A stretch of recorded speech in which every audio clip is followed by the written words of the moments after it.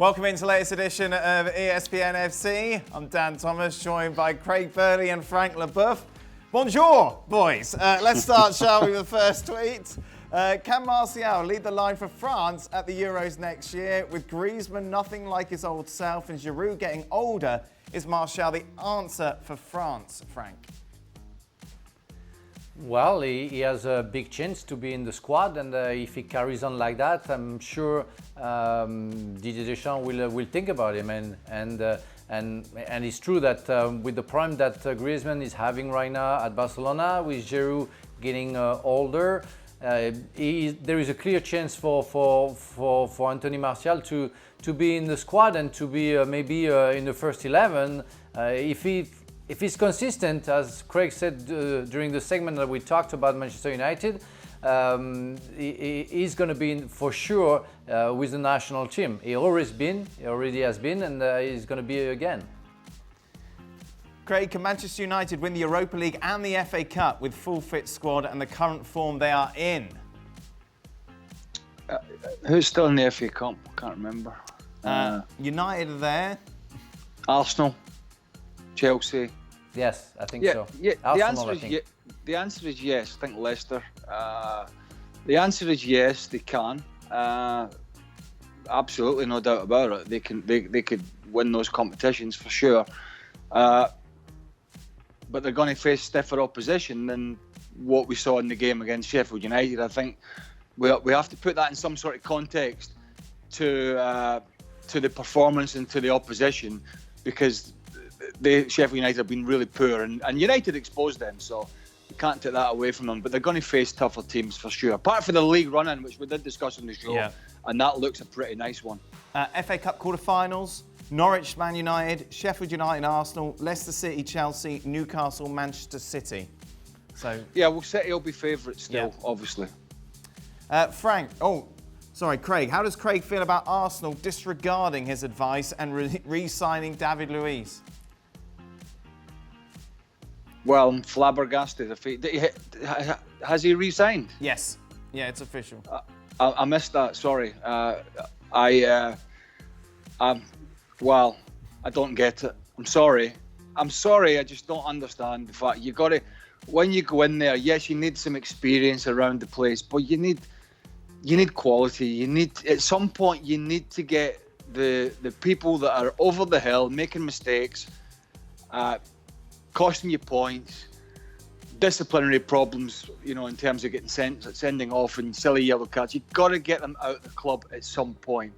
It's like you got to make a clean sweep, and I just don't see the sense in this at all. I mean, I really don't. He made £10 million this year, If Frank. I can say something, that... Oh, sorry, I didn't hear what you said. He made £10 million this year. Oh, my God. Well, I should have played in the future, Oh, my God. The thing is, I will join Craig on that and say that I don't get it as well. I would garden it if I felt that David Luiz was more concerned about that, about the club, about the history of the club. You would have signed a Carragher, or you would have signed a Steve Clark at Chelsea, or Tony Adams, even if they couldn't run, but you knew that they will do something good in the dressing room.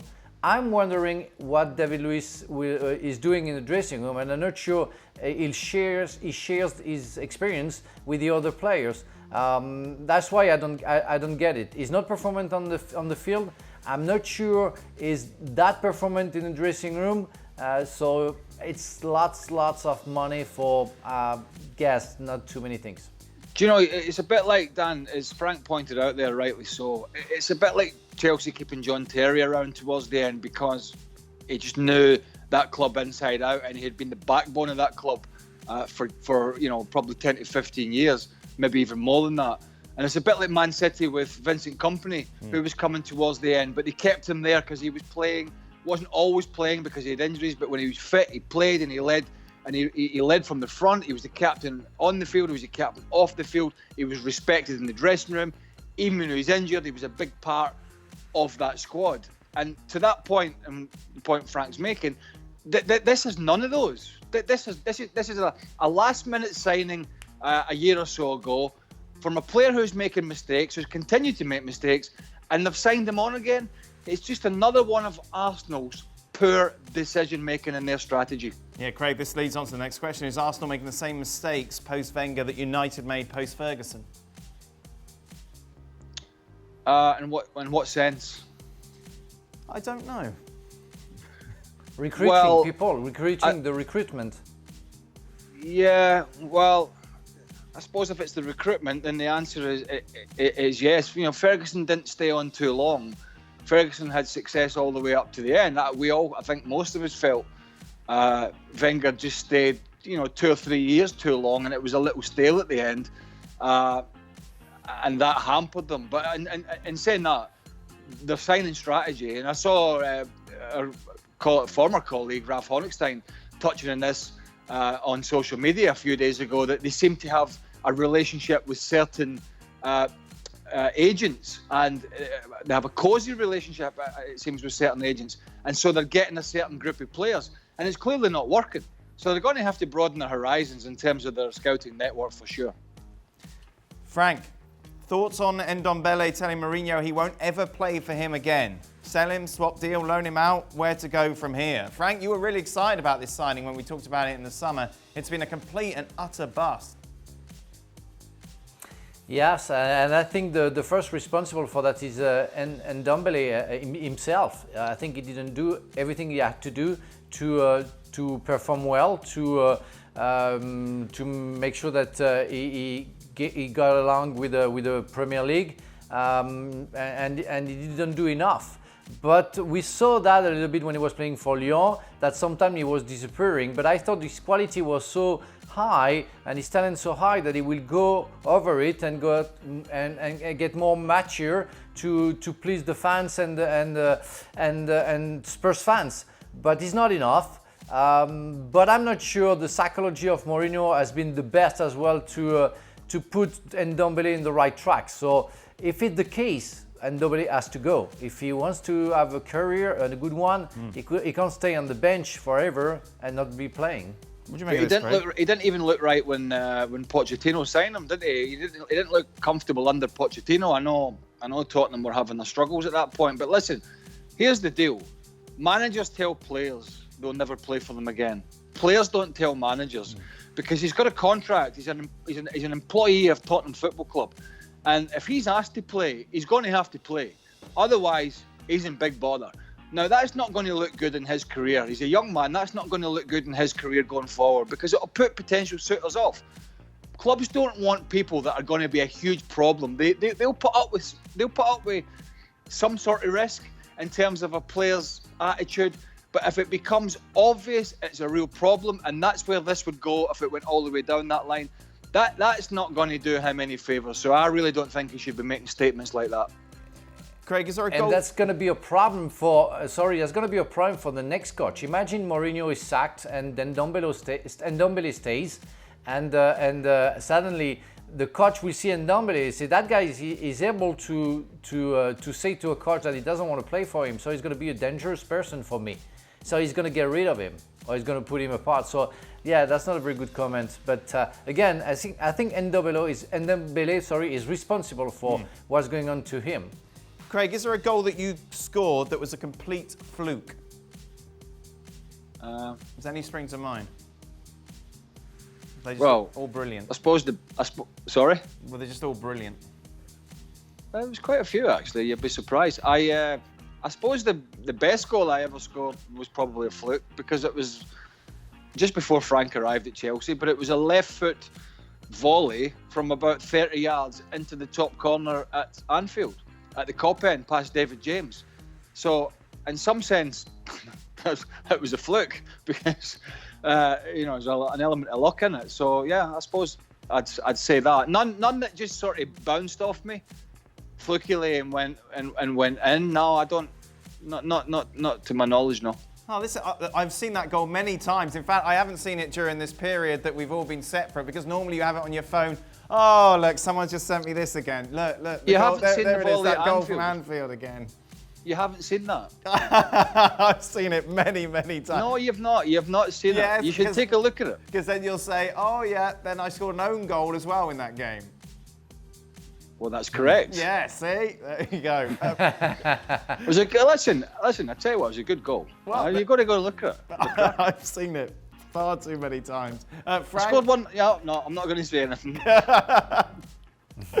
Frank? Well, in terms of fluke, you want to mean like you score a goal without doing it on purpose? Exactly, Or yes. just because it's Yes. beautiful? Okay. Yes, I did something in Derby against Derby County where I scored and I twisted my ankle. In fact, I put the outside of my foot, but I didn't do it on purpose and chipped the ball over the goalkeeper. That was a horrible goal. That I didn't do it on purpose. That was a complete fluke. But I have a couple of them like that. Yeah. It's Derby County. So you've not seen the one? I haven't showed you the one I scored against Neville Southall in the top corner at Stamford Bridge, Dan. Oh. I've got to roll. I'm sure I've seen them all. I'm going to roll that. I'll roll that one up for you Hey, next time. what about Stevie coming on today and going to us, where do your photos go when you delete them? Is that what he said? He said that to us. He's hounding somebody at Sprint now, trying to find photos. I don't know why he just doesn't get the proper backup. I don't know. Well, I do. Yeah, I do know. Yeah. Okay, who is the fastest player that you ever played with or against? Well, the fastest player I'd ever. Well, it's a tough one because it would be. Frank would know this better than me, but Craig Bellamy, or I mean Thierry Henry was probably quicker. Would you say, Frank? With Thierry Henry, was there anybody quicker than Thierry Henry that you can remember? He was more. Thierry Henry was more powerful than Bellamy. But I don't know if he was quicker. But they were both very fast. But for me, it's more Shevchenko. I played in the European Cup against Milan, and I remember having to pull his shirt in the 16-yard box. That was a clear penalty. I couldn't cope with the pace of Shevchenko, and the ref didn't see anything. That was funny. I pulled his shirt for like 4 yards, and Shevchenko was laughing at it. I have the picture and the video of it where Shevchenko talks to me and say, how it's possible? I say, I don't know. But that guy was so fast. But Thierry Henry was so powerful. Do you know who was fast? And even he was still fast at 34. And you weren't powerful, was Hullet. Oh yeah. Because he was so big, 6'4". So when he got his stride going, even when he was at 34 or whatever he was, I couldn't imagine what he was like in his mid-20s. So he must have been unbelievably fast as well. Final point. How do you feel about channels keep on telling us when Liverpool will win the Premier League daily 10 times during the other team games as well? They do like spelling out the scenarios. Well, we don't. No, I don't know. Well, we don't need to tell people what they already know. Yeah, that Liverpool Liverpool are win the going to league. win the league. It's going to happen. We don't need the scenarios. It's just going to happen. You know what I mean? I have the question: if Liverpool wins tonight and Manchester loses against Chelsea, do Liverpool's going to be a champion? Yes. Yes. Yes, Frank. Oh, thank you. There you go. Just I to feel confirm relieved. it. Yeah. But if Man City don't lose and beat Chelsea, Yeah. it's going to go to the next game. And then if Liverpool lose and City win, it's going to go. What a scenario! That's crazy. Top analysis, as always. Thank you very much. Yeah, and it's edge of the seat kind of stuff. Craig, we'll let you go and watch your goal at Anfield once again. Thank you very much. Thank you very much, Frank. We'll be back tomorrow for more. Until then, goodbye. Well, thank you very much for watching ESPN on YouTube. For more sports highlights and analysis, be sure to download the ESPN app. And for live streaming, premium content, and let's not forget as well, ESPN FC 7 days a week. Subscribe to ESPN Plus.